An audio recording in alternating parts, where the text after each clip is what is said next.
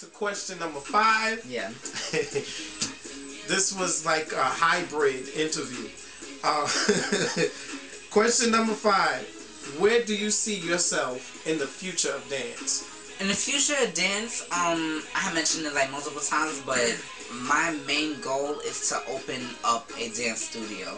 Like, I want that space. Like, if I just see a space or whatever, I want to be able to fall in love with it and be like, this is where I want to breed the next generation of dancers, of those who want to tell the same story that I want to tell, or those who want to share the story that they want to tell in general or whatever. I want to open up a dance studio so that way they have a space to just express themselves and be able to just like, you know, portray that story or whatever through movement. And I think that's like the most beautiful thing to do or whatnot. Even if I'm not the one that's instructing or whatever, I want to have that outlet for others to be able to teach, to be able to learn, to be able to like own in on their craft of dance. And that's just my main focus in life. Although I'm doing PR, and PR is something that I do enjoy, but my ultimate goal is to open up that dance studio that'll give everybody that, you know, that connection with life in general, because I feel like dance is not just a hobby, it's life, and that's something that I have learned throughout my life. It's not something that I just wanted to do as like a side thing or extracurricular. It's something that I wanted to continue. Right. And I want everybody else to know that that's something that you can continue. And Mia Michaels actually said to herself or whatever, she's a big like contemporary choreographer. She was saying it's a shame because athletes get paid so much money, and dancers get paid very little, but we do the exact same thing. We're just as athletic and then some, because we're actually telling a story. We're actually doing like movements and like gestures and things or whatever that portrays what we went through in life or whatnot, but we're getting paid so little. And I think that should change, and I want to be one of those people or whatever that change happens in, and to promote that change throughout other people. Awesome. So I promised you guys that towards the end of our interview, we was going to have a little bit of fun. Yeah.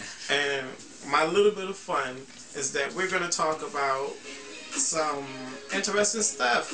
And one of those things includes Dey has some interesting tattoos, and he has a story behind each one. So he's going to tell us just a tad bit. We not doing no pornographic activity over here, okay? But he's going to tell you just a tad bit about some of his tattoos, because we can't show you everything, because some things is in some places that we can't show you right now. Yeah. Okay, so tell us about your tattoos. I guess I'll go with the more visible one first or whatnot, because all of my tattoos actually, they're, unless I wear like a V-neck or something like that, they're not really visible, and you kind of think of the job market, because that's another thing. I could totally go into a tangent and say that should change. But, so the first tattoo I have is the number 3, and numerology along with astrology is something that I like kind of take in because it tells so much about your personality. I got the number 3 tattooed on my left or whatever, because this is where, like, you know, the side of your heart and where most of the veins and stuff and like life and all that other jargon or whatever you want to say. I got it in a Tamil script because I didn't want to get just the normal number 3. Say that a little louder. What you call a Tamil script, and Tamil is basically the type of script that like Indian, not Native American, actual Indian they use or whatever. That's their number system. Okay. But the number 3 basically says everything about me. It says that I'm like, you know, spontaneous, that I'm creative, active. It also tells like the negative traits or whatnot. I wish I remember. But if you want to look up numerology, you could definitely Google numerology. It'll tell everything about your number. The way that you get your number is you add up every single digit in your birthday until you get one single digit. And it ranges from like 1 to 9. That's basically the one that me and my friends go by. But there's also different ways of doing numerology. But that's basically the first tattoo. If you could kind of see it, that's the number 3. Let's see. The second one that I can show is Sankofa. A lot of people think that this is like from Kingdom Hearts, the game, the video game, but it's not from Kingdom Hearts. Basically, it's an Adinkra symbol, which is an African tribe or whatnot, and the Kofa. Yeah, Sankofa. Basically, it means to look into your past in order to move forward into your future.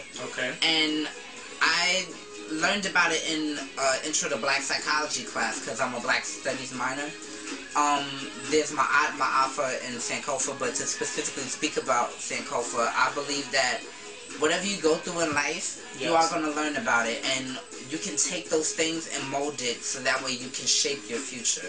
Yes. And basically, that's just basically, although people would say to forget, sometimes you shouldn't forget because you can learn valuable life lessons throughout it or whatever, and you can basically make it for the better instead of the worse. Even if you went through something like tragic in your life or whatever in the past, you can learn from that and to make yourself a better person in the future.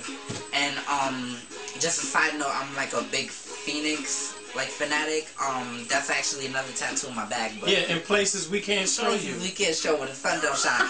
Nah, but it's basically in my lower back. But basically, the Phoenix, I'm like in love with the Phoenix because everything that it means.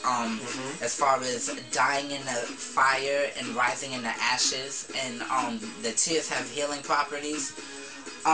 Basically, I always saw that for my life motto or whatever, to whatever trials, tribulations that I go through, that I can always bounce back, and I can always, make myself a better person that could be reincarnated into something more beautiful, more powerful. Right. I won't let just that fire get me down. The fire could be a dangerous thing, but if you take that connotation and be reborn in the ashes, then you could do anything. So in essence, you're saying you allow your trials that you face, whatever they may be, to be that molding process in your life. No matter how extreme that they are, they are that molding process that makes you into the person that you are. Yes, whether it be heartbreak, or it could have been any type of whatever trials or tribulations you go through or whatever. It could be whether it's relationship, it could be family, it could be school getting you down, it could be whatever.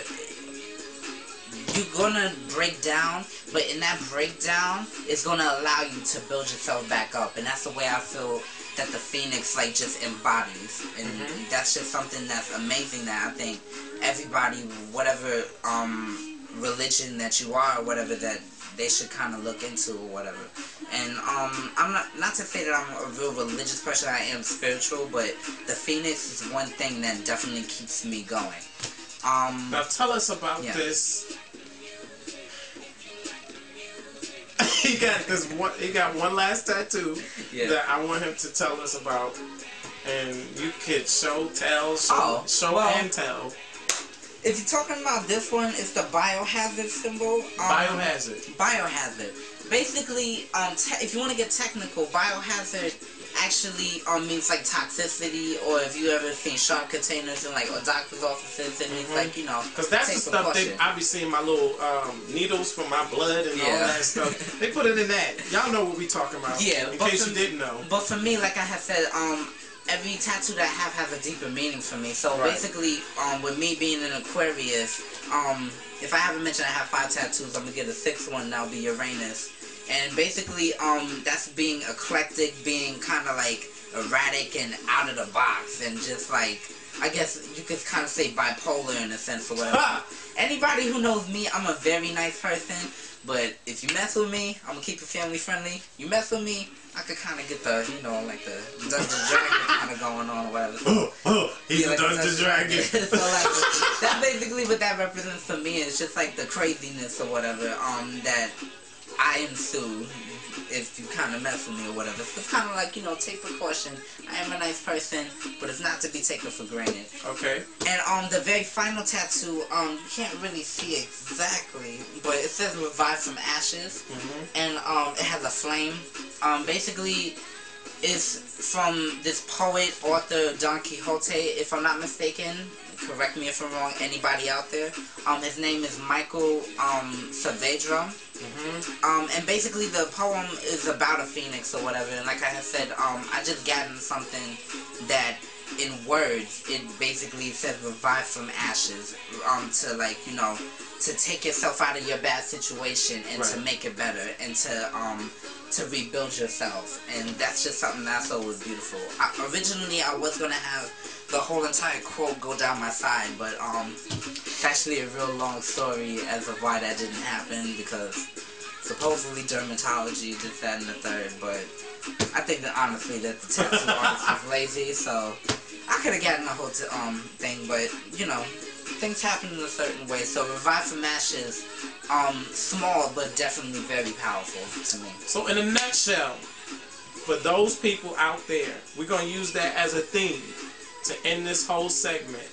To be revived from the ashes. You are dealing with people out here who have had all types of stuff happen to them in their life and have some type of way gotten sidetracked where they're not as passionate about whatever their life is about. You know, if they may be an artist, they may be a musician, they may be a singer, they may be a dancer like you, they may be an actor like me, they may be a talk show host, they may be an author, they may be a writer, you may just be. Remember that whole session? Yeah. With the, I would rather be. So for somebody who lost their be, somebody who lost their meaning for living and existing, what would you say to them to encourage them to arise again out of the ashes? To be honest, and it may be easier said than done, but honestly, the best way to do it is just never give up. Because if you giving up, there have been days, to be honest, like, where I'm just like, oh, I'm not sure where I'm going to be at. But if you just take it one day at a time, one step at a time, it will happen for you. Yes. And for those people who like really into like the Christian faith or whatnot, it's just to like, you know, pray on it and believe in like God. Like I really don't turn down any religion or whatever. If that's your religious faith, then so be it. And that's what, if you have a faith, go with it, because faith can carry you in such a long way that you really don't know.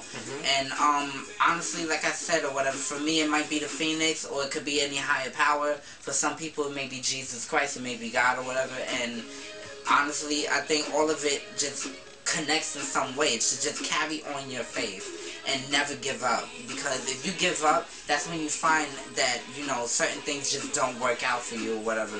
But if you do just continue pushing, it may take tomorrow, it may take a year, it may take 3 years, but it will happen for you. Alright, you guys, this is Dey Armbrister, and this has been another edition of the Michael London Show.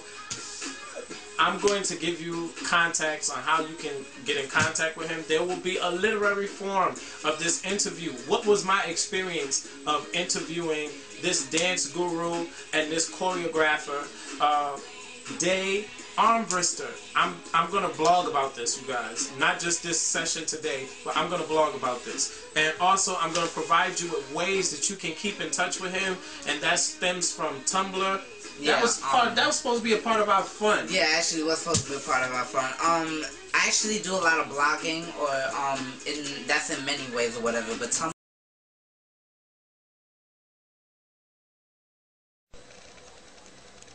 if you've enjoyed this edition of the Michael London Show, you can support by logging on to Facebook and joining the fan page, The Michael London Show. You can also add us on Twitter, www.twitter.com/MichaelLondonTV. Thanks, you guys.